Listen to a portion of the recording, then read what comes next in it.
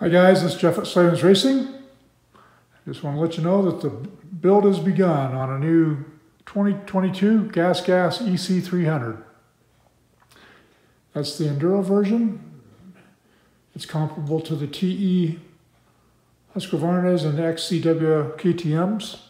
Has the same engine as both of those models. A few differences in the chassis, I'll say. But I kind of intend for this to be kind of more of a budget build than I've done in the past. But some of our vendors are wanting to get involved here, and they're kind of throwing some other stuff out for me to try. So probably trying a couple of different sets of forks on here. One set from the 3-valve from Factory Connection Works here in Colorado. It's over in western Colorado. And then I'm going to test a new set of complete forks and triple clamps from MX Tech. Jeremy over there has been hard at work on these. I'm going to get one of the first sets out there for off-road. I think it is the first set. And I'll do a little shootout between the two. And that'll be a little separate video. But this bike was provided by a new GASGAS dealer here in Colorado Springs called Colorado Springs Power Sports. When this bike is completed, it's going to be on their showroom floor, and it's going to be for sale. So you might want to contact them about that and get in line. Anyhow, I'll step you through the process of the build as we go along. So what I've done so far is go out and do a little break-in on the bike and get a good feel for how it works in totally stock condition. I did that last weekend, put some miles on it. And I've got a little ride video that I'll be putting out probably next week. That will kind of explain my initial impressions of this bike. So I always ride them stock first. I want to establish a baseline. I don't ever start bolting stuff on or modifying things until I've done that. And I highly recommend you guys do the same when you're doing your own home builds. And now today I'm doing some basic tests on what I've got here on my workbench. I just did a compression test. You can see here that it's got, what's it say there, about 140 pounds. And that's here in Colorado. My house is at about 6,500 feet elevation. At sea level, that would be about 165, 170. So from here, I'm going to put a head on it and test that tomorrow with the stock ECU. I just want to see if how well these work with just the stock ECU on them with the higher compression.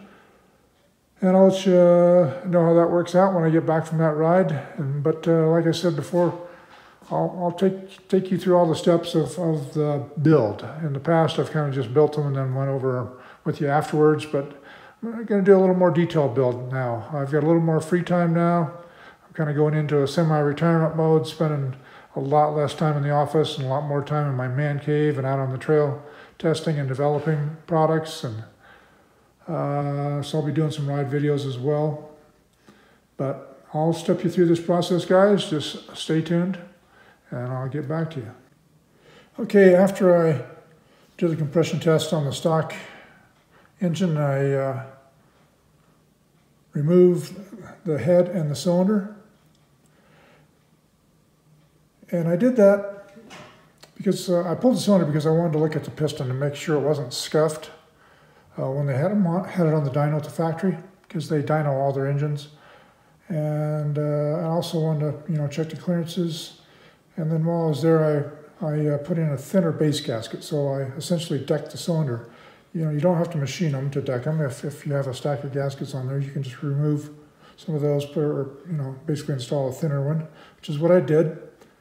And I went, see, the difference in thickness from what was on there to what I put on was about 20 thousandths. So I used the 0.25 millimeter base gasket on that. And then I'll take you on the other side here for just a second. So you can see the gauge now. at 190. Stock was 140, so that's a really good boost. That's going to make it pull really well up here in the mountains. And I also put a one of our cylinder savers on there. Let's see if you can see that. Yep. There you go. That just protects that exhaust flange, you know, if you crash and bang on the pipe hard. So next step is going to be to reassemble everything, put the pipe back on, coolant, tank, seat, you know, yada yada, and take this for a ride. I'm not making any other changes, so I'm just going to put on the stock pipe and stock ECU, take it for a spin, and I'll let you know how that works out. Okay guys, so I've been doing some testing. I got everything bolted back together here. I tested the, you can see it in there, the red S3 Slavens Mule head. Those are proprietary just to us. We have them machined to our specs. And that, along with the stock pipe, really perked up the bottom end, the lower part of the mid-range, and even the middle of the mid-range. Helped it a bunch. And then I went to the FMF fatty pipe with a different silencer, the 2.0. I actually prefer the 2.1. It's just that FMF gave us this pipe and silencer, and they were out of the 2.1s. Those have been hard to get lately. So anyhow, that combination definitely made it pull harder everywhere. I mean, it mimics the stock power band. It's nice and smooth power delivery. That's what I like about the fatties. But it just adds more throughout the power band. Makes them rev a little bit harder on the top, pull harder through the mid-range, definitely a little more low end.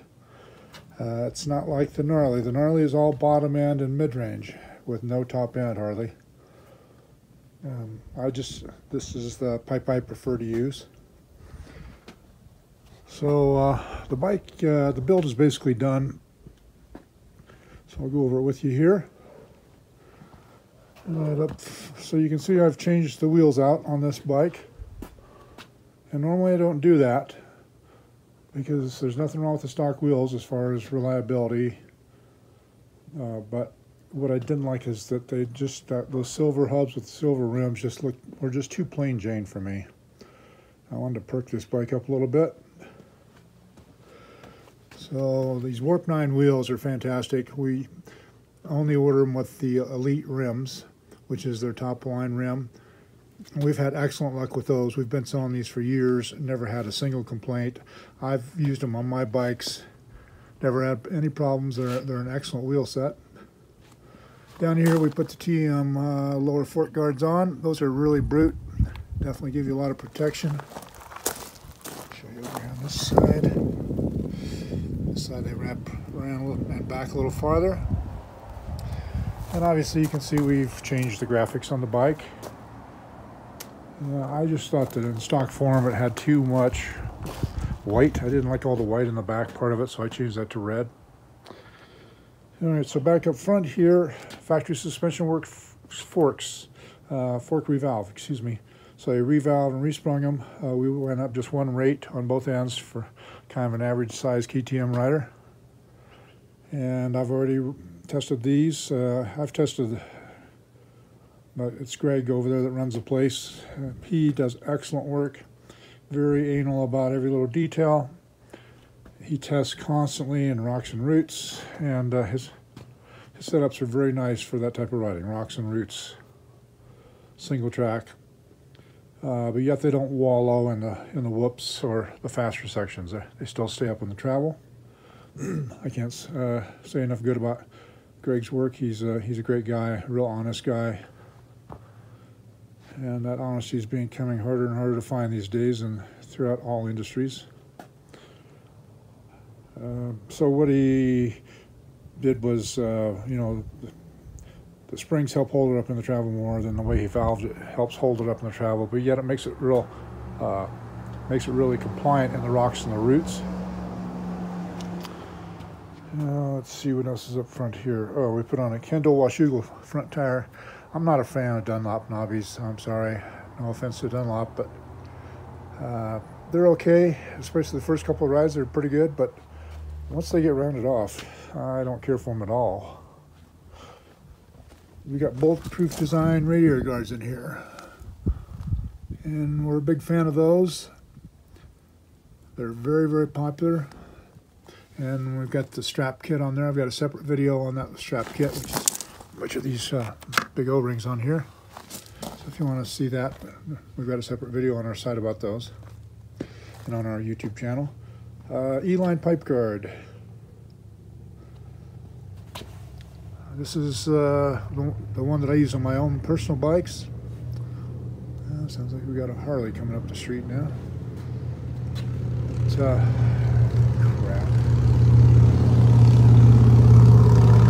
Alright, so the Keyline carbon fiber pipe guards, they fit very well. They're the thickest of the ones on the market. We also sell P3s, and they make an excellent product as well. They also offer the Max, which is kind of a cool one. And then down here we've got an AXP Extreme skid plate. It also includes this linkage protection in the back here. I left the stock pegs on here for now. If this was my bike, I would go to the Fastway Evo pegs that have a low boy position. Definitely is better for taller riders. Clutch is stock on this bike. I did turn the power valve in one turn to kind of calm it down, because after I got the fueling working better, so and I'll talk about that in a minute, it was just a little too barky on the bottom. In stock form with a super rich, maybe not too bad, but I turned it in, like I said, one turn to just calm down the power delivery at low RPMs, make it easier in the really technical stuff. I've got a Cherubi's fuel tank on here. I believe it's 3.1 gallons. And went with the Cherubi's seat as well. And this seat is pretty unique in that it's got an air valve on the bottom of it. It's like on a basketball. So you put a needle in there and you can increase the air pressure, make the seat firmer and taller, or you can decrease it, make it softer and lower. It's kind of cool. You know, guys say they think it'd make their ass sore by those ribs on there, but I haven't ridden it for a full day to know if that actually happened or not. But the times I have ridden it, it's actually been pretty comfortable. Went with Enduro Engineering open-ended handguards, flag style. These are pretty cool. I like the way they fasten on here.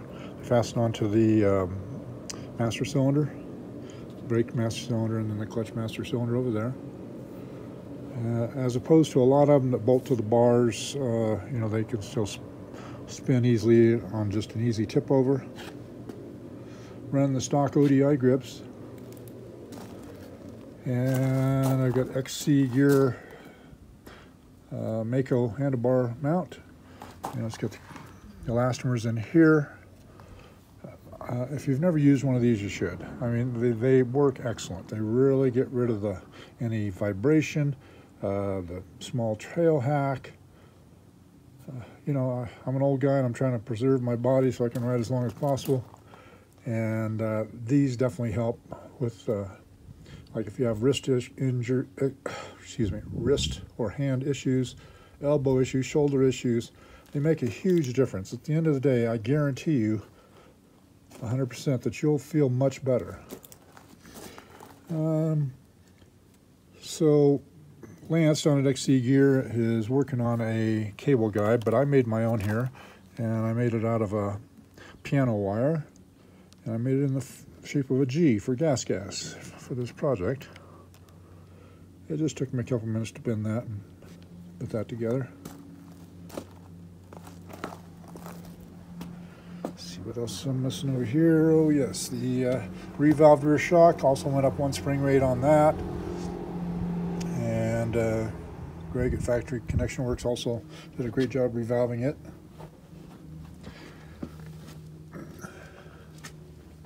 Down here, I put on the plastic swing arm guards.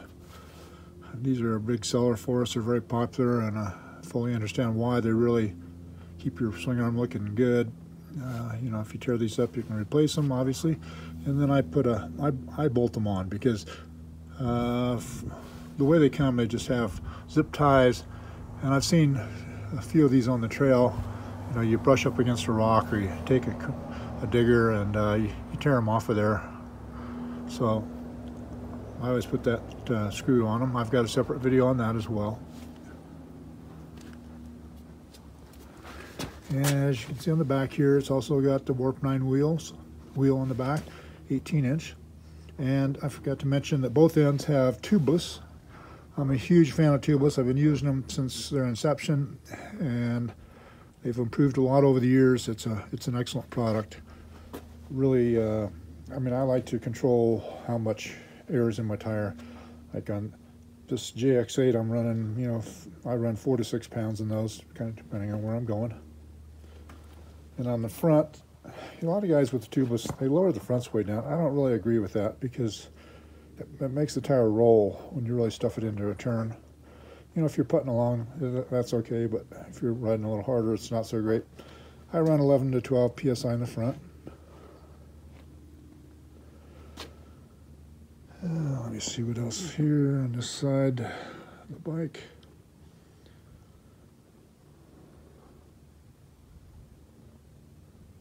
I think that's about all there is to show you on this side, guys. I'll move to the other side here. Just give me just a minute.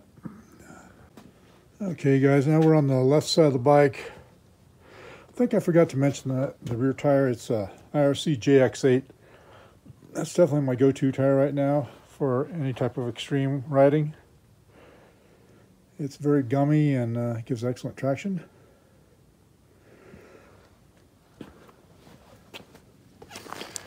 Down here we have a Bulletproof Designs swing arm guard. This piece right here. And then TM Designs chain guide, excuse me. And also the TM Designs wraparound, the swing arm, I don't even know what the hell they're called, these wraparound pieces. Those definitely are quieter, when especially like when you're going down a dirt road in a tall gear. And then in here, let's see if you can see this. Sorry, I have a hard time getting up and down. If you look in there, you can see the air filter now. If you look in the stock air box like this, you can't see it. That's because I trimmed that piece out of there, and I would probably trim out a little bit more. So these stock air filter boxes or air boxes are really restricted. Ever since 17, they've done this. So 16 and earlier bikes, if you pulled the seat off, you could see the air filter. You know, it was getting lots of air. Now you pull the seat off, all you can see is electrical components and wires and stuff. I mean, it's doesn't seem to hurt the performance that much, but you know, air is always a good thing because the engines are nothing but an air pump, air compressor. We also have air box covers that have holes built into them from the factory. Pretty popular item. I haven't tried one of those air filter or air box covers, but I'm going to. Under here we've got the Slavens Mule TPS guard, and then farther underneath there, maybe you can see it, is the easy idle screw. And I put that in mainly so I could raise the idle a little bit. These things tend to idle too low, and they'll die sometimes on you going on downhills. You can't see it in this video, I don't think, but I've changed this connector under here to a metal one. Plastic ones break, and then there's a Slavens Mule fuel tap right up under here, because those from the factory are plastic and they break very easily. I forgot to mention the brake tech clutch and brakes on this bike. So on the back brake, I like it better than the Brembo. It's not quite as touchy. It's got better modulation. It's a little bit, a little easier to feel. And the clutch, the clutch itself that's in the engine is the same, but the slave cylinder down on the engine and then the master cylinder here are made by Brake Tech. And Brake Tech is a company that's been in business for a long time. In the past, they've typically just done trials bikes, but now the KTM brand is using them. And the clutch has better modulation than the Brembo. It's just a little easier to feel that engagement point.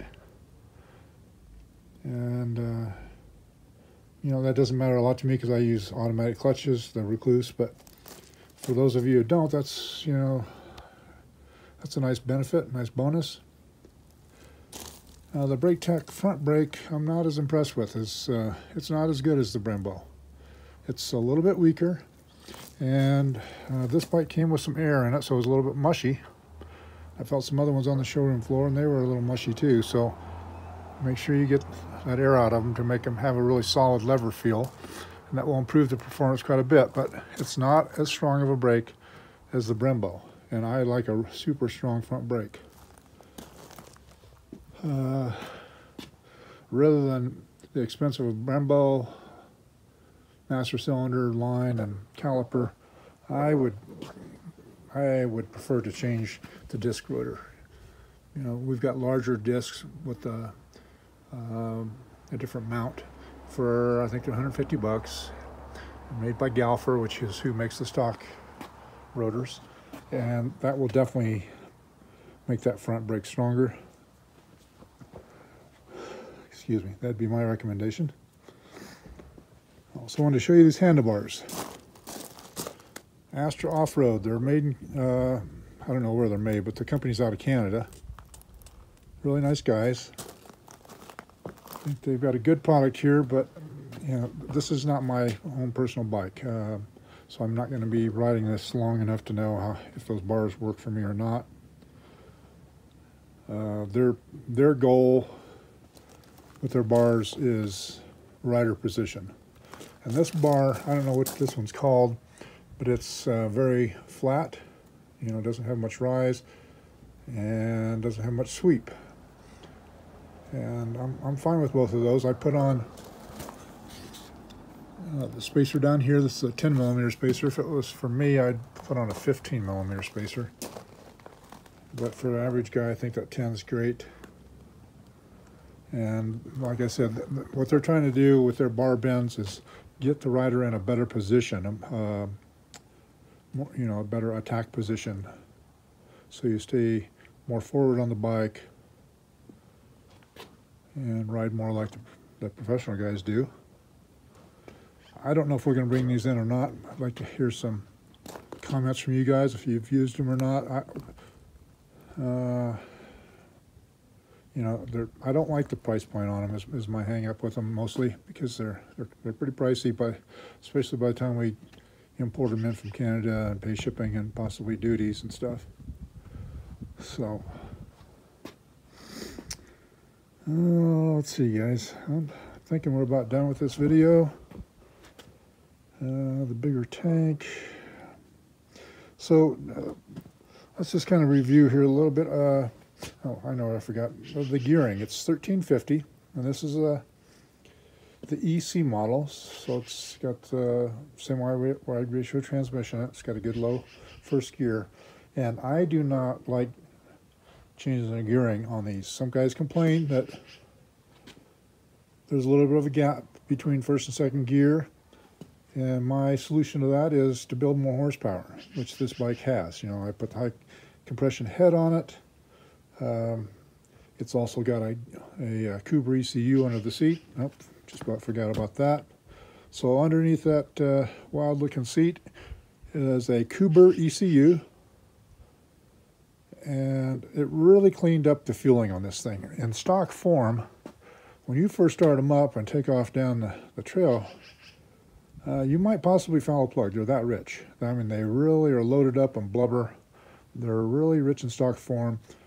I thought this was a gas issue, but I've recently ridden a 22 KTM, felt exactly the same. So I'm thinking the KTMs, Huskies, and GASGASs all have the same mapping this year. So they're really rich when you first start them up. They've got that startup program, the cold program, way too rich. And then even after they warm up, they're too rich on the bottom. They run good, but they don't run great. And, you know, I'm sure guys are going to post, oh, my bike runs great. Well, probably doesn't compare to something that's tuned better. And the Kuber really cleaned that up. We also have the Get ECUs, which is the one that I use, and you know, that's the horsepower daddy, big daddy. I like it because I can change the programming around real easily with my phone. But anyhow, so rather than gear it down, you know, pump up your motor. Just a little compression. You can just machine the head and make that first to second gear gap much better. My goal on all builds is to make the bikes more rideable. And by that, I want smoother power delivery. I want more low end and mid-range. But I'm not after raw horsepower. I'm not after drag racing. I don't do that kind of stuff. On tight trails like I ride, revving the guts out of them gets you nowhere, except for off the trail in the ditch. And I watched a extreme enduro video the other day with all the top factory guys in it, and those guys are all running at the bottom of the power band, you know, through the woods, and that's how I ride. And that is obviously the most effective way to get through the woods, the tight woods. So that's what I always aim my builds at, is more bottom end or mid-range, better suspension to absorb the bumps, the rocks and the roots. If you have crap suspension, having more horsepower doesn't do you any good at all. And when I'm done with them, they are much easier to ride. I've ridden several bikes last year. This is a new year, but several customers' bikes, and first thing I always think of is, man, this bike is way harder to ride than mine. You know, when they're in stock form, way harder. Stock suspension, stock motor. It's just more difficult to ride. It beats you up. It doesn't pull down low real well. So, and that's a complaint guys have when they go from carbureted bikes to these TPI bikes, fuel injected bikes, is that they don't have that strong bottom end. And I agree, but this one does have strong bottom end. All right, so one thing I forgot, guys, was Colorado Springs Power Sports. They sent this bike over to me for a build. They're a new dealer here in town for GASGAS, and they wanted a nice modded bike on their floor. They're familiar with my builds, so that's who this bike is built for, is for them. It's going to be on their showroom floor. Should be back on their floor next week, and it will be for sale. So if you're interested in buying it, definitely give them a call. I have no idea what the price point is. This bike is pretty loaded up with goodies, so I'm sure it's not going to be cheap, but it'd be well worth every penny. And if you call over there, just ask for Joe. So, all right, guys, this video is going on long enough. I think I've covered all the mods I've done to it. It works way better than it did in stock form. I liked it in stock form. I thought the suspension was decent in stock form, but the more I rode that stock suspension, the more I learned to hate it. As it broke in, it got wallowy. It actually got harsher, and I was glad to get off of it. So please like us on Facebook. Facebook and Instagram, and subscribe to us on YouTube. That really helps us out. We try to help you out. If you've ever called my store, you'll know that my staff is very helpful. We do whatever it takes to make you happy. And I got a bunch of guys that are very knowledgeable and well-trained, and always glad to help. If one of the counter guys can't help you out, then ask for Alec. He definitely knows that he runs the store. All right, guys, the sun's going down. I think the video's getting a little dark here, so most of all, help out on your trails and get out and ride. That's all for now.